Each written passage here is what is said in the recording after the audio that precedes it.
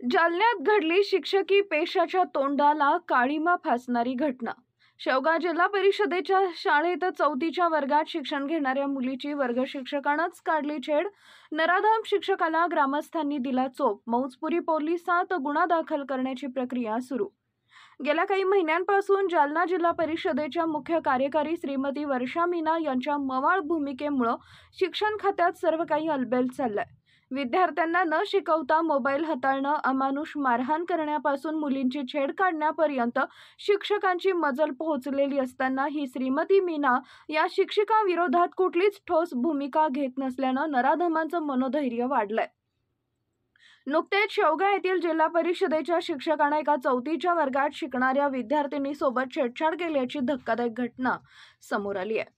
जालन्यातील शेवगाव गावातील जिल्हा परिषदेच्या शाळेतील धक्कादायक घटना घडली आहे। दरम्यान या नराधम शिक्षकाला शेवगाव ग्रामस्थांनी आणि सरपंचांनी चोप देऊन मौजपुरी पोलिसांच्या हवाली केलंय। त्यामुळे पुन्हा एकदा जिल्हा परिषदेच्या शाळेत विद्यार्थिनींच्या सुरक्षेचा प्रश्न ऐरणीवर आलाय। सध्या या प्रकरणी जालन्यातील मौजपुरी पोलीस ठाण्यामध्ये गुन्हा दाखल करण्याची प्रक्रिया सुरू आहे।